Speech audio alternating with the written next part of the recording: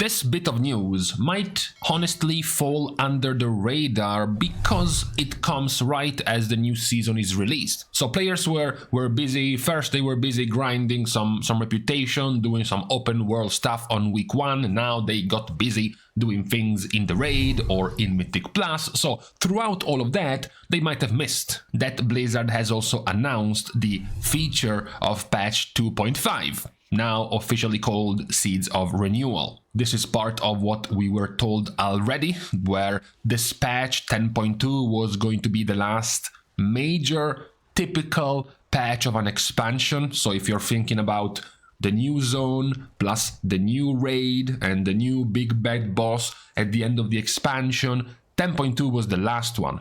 But we were also told we were going to have more content patches before the next expansion, as well as the intention of Blizzard to be releasing content every 8 weeks. So TLDR every couple of months. Also TLDR, meaning that this 10.2.5 patch would be scheduled to release early January. Then you would have another small content patch in early March. In early June, you would get the Fated season, the last season of this expansion. In early August, you would get the last patch of the expansion before you enter in October or November into the next expansion. Now, talking about this newly announced patch, we have a couple of the more interesting bits of news. No, the first one is not that they misspelled Draenei in the actual announcement.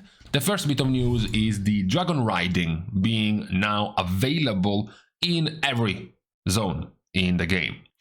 There has also been a slight correction on this bit of news, the fact that now the flying outside of the Dragon Isles will be lowered to 80% of maximum speed.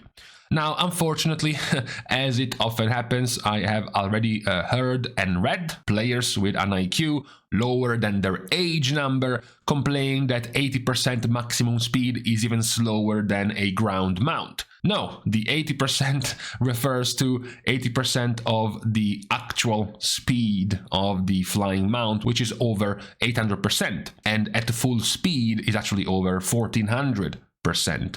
The TLDR of this nerf is that it would still be twice as fast as a normal 310% flying mount, and even almost 3 times as fast when you're going at max speed on your Dragonriding Drake. So you are slightly slower, sure, but you are still far faster than you would have otherwise been on a normal flying mount. The explanation from Blizzard was, well, you know, Dragon Isles is a massive zone, whereas the older WoW zones are smaller, they are tinier, it's easier to traverse these zones, so we're gonna make the mount go a little bit slower to not make it feel like you are speeding and blitzing through the entire continent that fast. That was the only correction related to allowing Dragon Riding everywhere now in 10.2.5.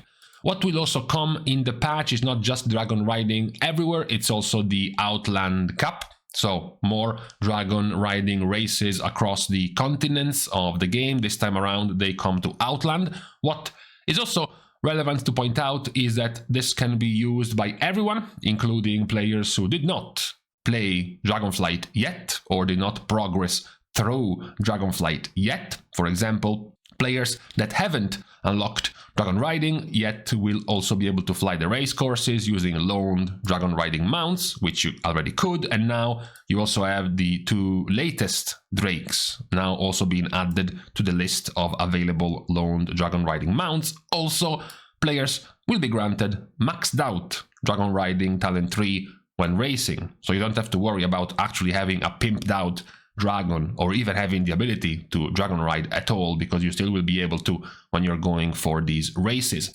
The races reward you with things like, for example, Transmog stuff. Of course, the Outlandish Drake Racer model is one of the main rewards coming from this new Dragon Riding Cup. What also comes, talking about the rewards, are the Dragon Riding customizations in patch 10.2.5, including the ones from the Lunar Festival and Love is in the Air. Now, this is obviously something that has continued throughout the expansion, with getting more and more armor models for our dragons. and that obviously is continuing in patch 10.2.5. Another thing that is perhaps a little bit more mysterious about this announcement is the Azerothian archives, because Blizzard explains it very simply as discover the history of the Dragon Isles and meet a unique cast of characters, hear stories, and witness the iconography of a time before.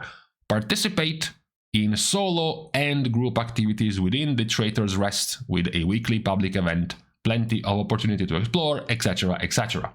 The TLDR of this is that you get this transmog, the Explorer transmog, together with a few other, I guess, Explorer-themed transmog pieces, from helmets and glasses and goggles to actual weapons, if we can call this one a weapon. Although, as mentioned, we don't know quite yet what the Azerothian archives are actually going to be about.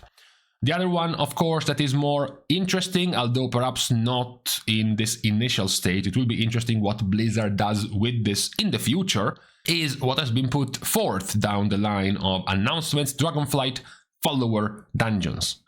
TLDR of this feature is that now in 10.2.5 you will be able to add a tank, a heal, or a bunch of DPS NPCs, follower NPCs, companions, that join you on your dungeon adventures. They will be available in all 8 normal Dragonflight dungeons and can scale from 1 to 4 players. These companions will allow you to learn about Dragonflight dungeons at their own pace, etc, etc. Even if, for example, you want to go and do some, perhaps, transmog hunting in the dungeons of Dragonflight and whatnot, you can now do it essentially solo. As I said, this feature is not very interesting when it comes out in 10.2.5. What's interesting is what they could do with this in the future.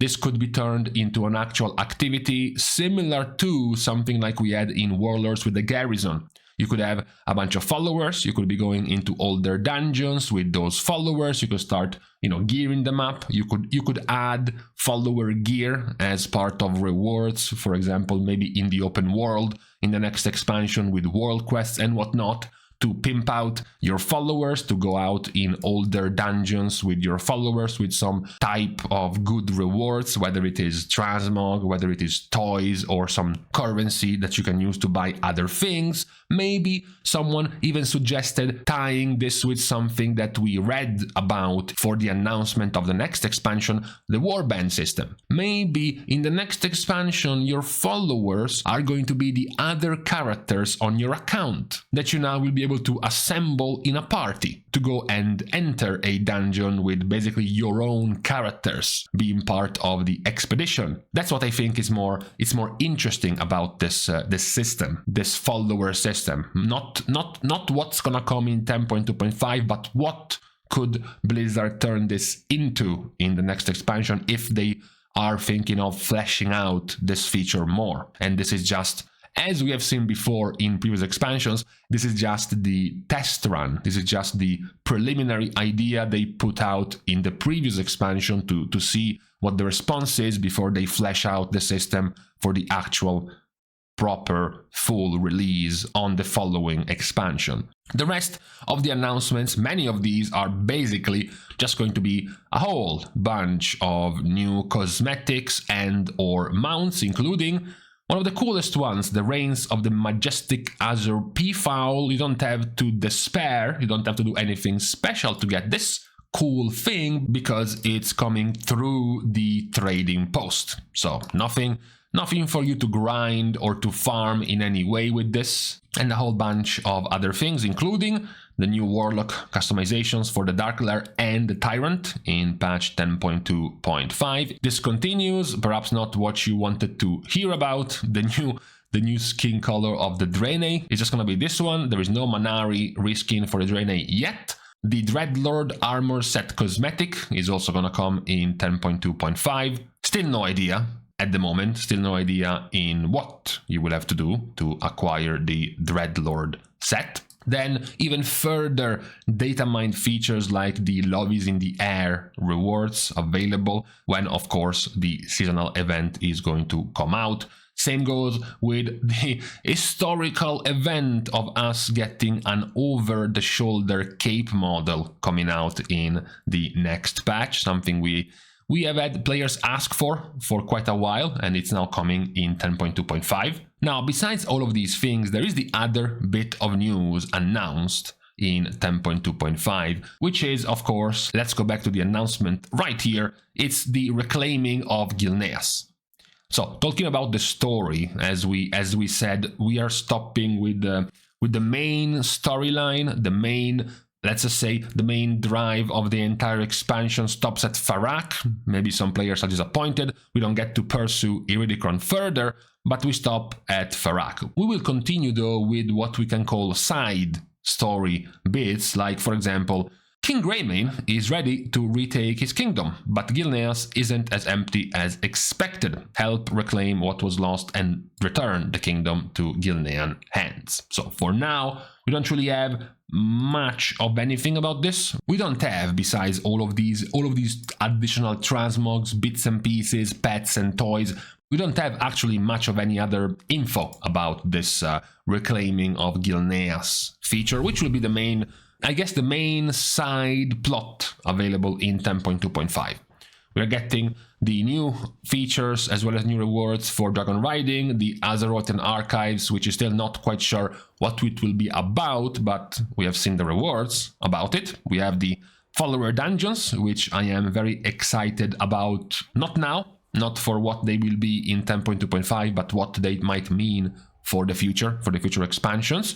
A whole bunch of transmogs, toys, pets and whatnot when it comes to customizations for holiday events, as well as new activities in the game. And lastly, the reclaiming of Gilneas, which will be the story-related content coming out in 10.2.5. Together with the Dragon Isle epilogue, which is obviously hinting at what the seeds of renewal are going to be about after we are done putting out the fires made by Farak in the Emerald Dream. This is likely what we will get to end the expansion on.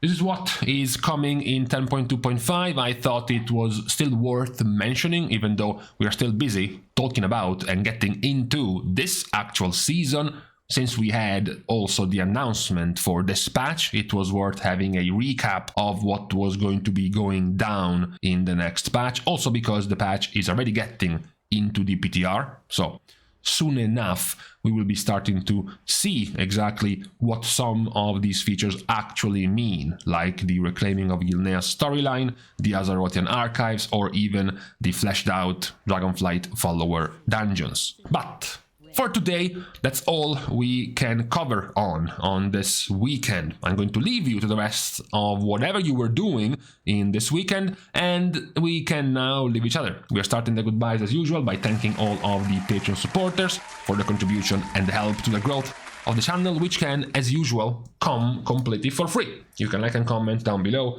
as well as subscribe to the channel itself.